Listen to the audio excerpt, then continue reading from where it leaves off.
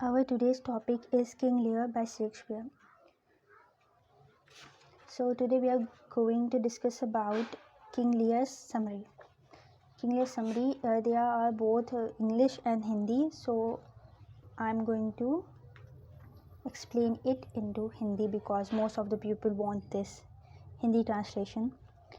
So let's start. It is written by King Lear, written by Shakespeare. सो एक बार England में लियर नाम का एक राजा राज करता था रहता था। उसका स्वभाव अत्यंत चिड़चिड़ा व क्रोधी था। उसकी 3 बेटियां थीं, जिसका नाम था पहले का नाम था गॉनरिल, रेगन और कोर्डेलिया। ठीक है। और दोनों बड़ी लड़कियों की, जिनके नाम गॉनरिल व रेगन थे, शादी हो चुकी थी और सबसे छोटी कोर्डेलिया अविवाहित थी।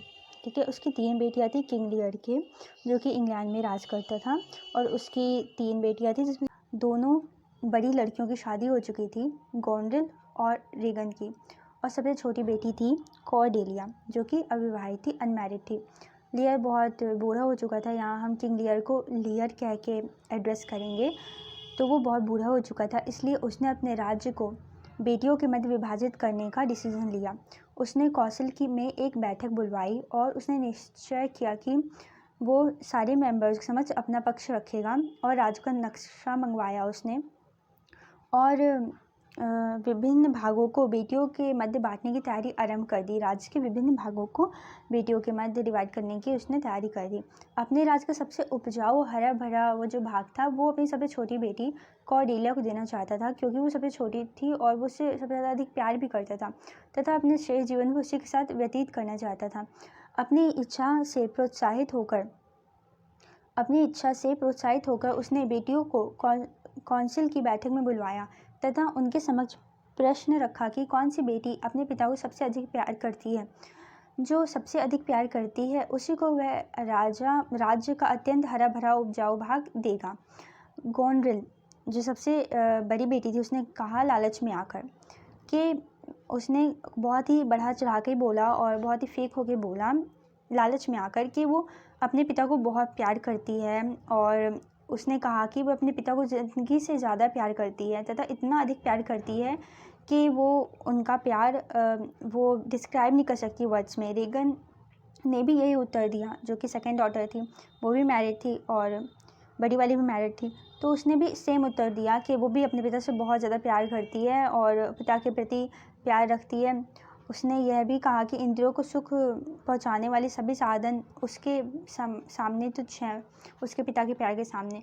अब बारी आई कोर्डेलिया की, तो उसने अपने पिता के प्रति जो प्रेम था उसको वर्ड्स में डिस्क्राइब वो नहीं कर पाई। उसने कहा कि पिता को उत्तर दिया उसने अपने ये कि उसको उतना ही प्यार करती है पिता से जितना कि एक पुत्री अपने पिता के प्रति कर्तव्य होता है उसको प्यार करने का। मीन्स जब हम सबके एक ही ड्यूटी होती है, मतलब जैसे हम किसी की बेटी हैं, किसी के कोई ना कोई हम रिलेशन रखते हैं, तो उस रिलेशन के पीछे जो उनका ड्यूटी होती है वो उतना ही प्यार करती है।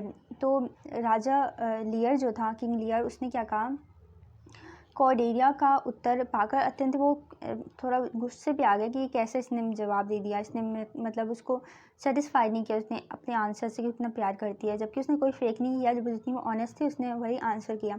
लेकिन उसके पिता उससे बहुत ज़्यादा गुस्से में अग्रेसिव हो गए और उसने गुस्से में आके अपने राज्य के 2 हिस्सों को अपनी दोनों बड़ी बेटियों को बांट दिया, गॉनविल और रेगन के मध्य विभाजित कर दिया। ड्यूक ऑफ केंट, जो राजा का एक ईमानदार और सेवक था, परम हितैषी सेवक था, वेल विशर था, जो उसने इस डिसीजन से डिनाई किया, जो कि उसने थोड़ा सही भी किया, क्योंकि राजा गुस्से में आके डिसीजन नहीं लेना चाहिए था। ने राजा के इस न्याय का विरोध किया। उसने राजा को चेतावनी दी कि उसने अन्याय किया है और कोर्डेलिया उसको सबसे अधिक प्यार करती है, सबसे छोटी बेटी है, वो ही उसको सबसे अधिक प्यार करती है, अतः उसको उसके हिस्से से मुक्त नहीं रखना चाहिए। ये उसके साथ अन्याय हो रहा है, बहुत ही अनफेयर डिसीजन है। उसने राजा के सामने खुल के ये बात कही, लेकिन बदले में राजा ने उसके बात से सहमति नहीं जताई और उसको अपने राज्य से निर्वासित कर दिया। उसने जबकि ये भी कहा कि गॉनविल और रेगन चालाक और स्वार्थी हैं, जबकि कोर्डेलिया सत्यवादी तथा स्वाभिमानी है और राजा के प्रति सच्चा प्रेम रखती है। लेकिन राजा ने केंट की बात नहीं सुनी और उसे अपने राज्य से निर्वासित कर दिया। इसके बाद लियर ने फ्रांस के राजा तथा ड्यूक ऑफ बरगेंडी को बुलाया। वे दोनों कॉर्डेलिया को प्यार करते थे तथा उससे शादी भी करना चाहते थे, लियर की छोटी डॉटर से। लियर ने उनको बताया कि कॉर्डेलिया ने उनकी इच्छा पूर्ति नहीं की है, इसलिए वह उसे दहेज से वंचित रखते हैं और उनको दहेज में कुछ नहीं मिलेगा। अगर शादी वो करना चाहते बिना दहेज के तो कर सकते हैं। ड्यूक ऑफ बरगेंडी ने दहेज रहित कॉर्डेलिया शादी करने से इनकार कर दिया, डिनाई कर दिया कि वो विदाउट डाउडी से शादी नहीं करेगा। और फ्रांस के राजा ने, जो कि इसको अच्छे से मतलब सच्चा प्यार करता होगा, तो उसने बिना दहेज के कॉर्डेलिया शादी कर ली और उसे अपने साथ फ्रांस ले गया। कहानी के दूसरे कथानक में यह दिखाया गया कि एडगर व एडमंड ड्यूक ऑफ ग्लौसेस्टर के पुत्र थे। ठीक है, कहानी के दूसरे कथानक में क्या दिखाया गया कि ग्लौसेस्टर के पुत्र थे एडगर और एडमंड ड्यूक। एडगर ग्लौसेस्टर का जायज़ पुत्र था तथा एडमंड नाजायज़ था। एडगर और एडगर जायज़ था, एडमंड नाजायज़ था। वह नाजायज़ था इसलिए ग्लौसेस्टर की संपत्ति का हिस्सा उसे नहीं मिल सकता था, लेकिन एडमंड ग्लौसेस्टर की सारी पूंजी का मालिक बनना चाहता था।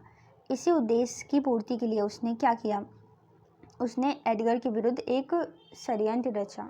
ठीक है, उसने एक स्ट्रैटेजी बनाई उसके प्रति। तो एडमंड ने एडगर की ओर से अपने लिए एक जाली पत्र लिखा। उसने उस पत्र में लिखा कि ड्यूक को मार डालना चाहिए तथा अन्य बातें भी उसके विरुद्ध लिखी। ड्यूक के आने पर एडमंड ने वह पत्र उसको दिखाया तथा उसको एडगर के खिलाफ भड़काना आरंभ कर दिया।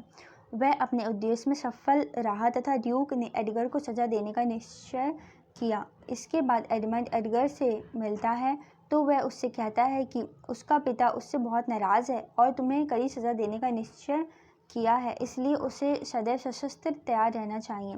उसने ये सब षड्यंत्र रच दिया। एक दिन जब उसका पिता आने वाला था तो एडमंड ने एडगर को सुझाव दिया कि वह और एडगर मजाक में झूठी लड़ाई लड़ेंगे। लड़ाई लड़ते समय एडमंड ने अपने शरीर में ही तलवार से घाव के निशान बना लिए और जो चिल्लाने लगा, नाटक करने लगा।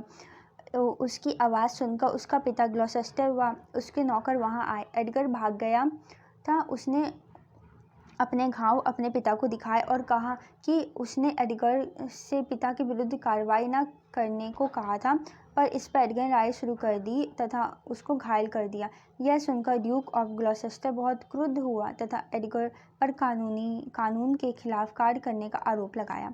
दूसरी ओर लियर ने रेगन व गोनरिल के यहाँ अपने 100 सेवकों सहित एक महीने बारी से रहने का निश्चय किया था। दूसरी ओर लियर ने रेगिन व गोनरिल के यहाँ अपने 100 सेवकों सहित एक महीने बारी रहने का निश्चय किया था। पहले लियर गोनरिल के यहाँ ठहरने लगा। वहाँ पर उसने पहले जैसी शान शौकत से तथा सर्वशक्तिमान रहना चाहा। वह सबके साथ कठोर व्यवहार करता था। गोनरिल ने उससे उकता कर उसकी इच्छाओं का विरोध करने का निश्चय किया। गोनरिल ने अपने स्टुअर्ट ऑसवर्ड तथा अन्य सेवकों को लियर की अच्छी तरह देखरेख न करने के लिए बाध्य किया। जब लियर शिकार से लौटा तो उसने अपने खाने का प्रबंध किए जाने को ऑसवर्ड से कहा, लेकिन ऑसवर्ड ने उसकी बातों पर ध्यान नहीं दिया और न उसके खाने का ठीक तरह से प्रबंध किया जैसे कि वो पहले किया करता था, क्योंकि उसकी खुद की बेटी ने ऐसे करने से मना कर दिया, जिसने उसको खुद अपने हाथों से इजाज़त दी थी आदि। उसी समय राजा का ईमानदार सेवक केंट भेष बदलकर राजा की सेवा करने के लिए गोनरिल के यहाँ आया। ओसवाल्ड को राजा के साथ दुर्व्यवहार करने पर केंट ने उसे डांटा। इतने में गोनरिल भी आ गई और राजा पर क्रोध भरे शब्द उगलने लगी। उसने राजा से कहा कि उसे अपने सेवकों की संख्या कम करनी चाहिए, क्योंकि उन्होंने उसके महल में आतंक मचा रखा है। राजा यह सुनकर गोनरिल पर अत्यधिक क्रुद्ध हुआ और उसने रेगन के पास जाने का निश्चय किया। अब इस कहानी में आगे क्या होगा, रेगन उसकी सेकंड बेटी भी उसके साथ ऐसी बिहेव करेगी तो उसको पता चल जाएगा कि उसकी जो छोटी डॉटर थी वही सही थी। अब ये कहानी का एक पार्ट है, सेकंड पार्ट मैं सेकंड वीडियो में बताऊंगी। तो ये वाले पार्ट के लिए अभी वीडियो काफ़ी लॉन्ग हो चुकी है, तो अभी नेक्स्ट वीडियो में मैं दूसरा पार्ट बता दूंगी। आई होप कि इतनी कहानी समझ में आई हो। और कमेंट्स करके बताना कि क्या ठीक लगा क्या नहीं। And do subscribe for more such videos of English literature. Thank you for listening this. And इसकी अभी आधी कहानी है, पूरी है, कम से कम ज़्यादा ही है, इतनी ही है जितनी ये कहानी है इतनी नेक्स्ट कहानी भी है, तो ये मैं अगली वीडियो में बता दूँगी। आई होप ये वाला पार्ट अच्छा लगा हो। King Lear